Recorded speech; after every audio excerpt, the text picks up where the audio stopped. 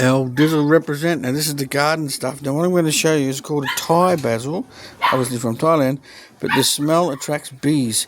Now in Australia we've got little black native bees that can't bite you.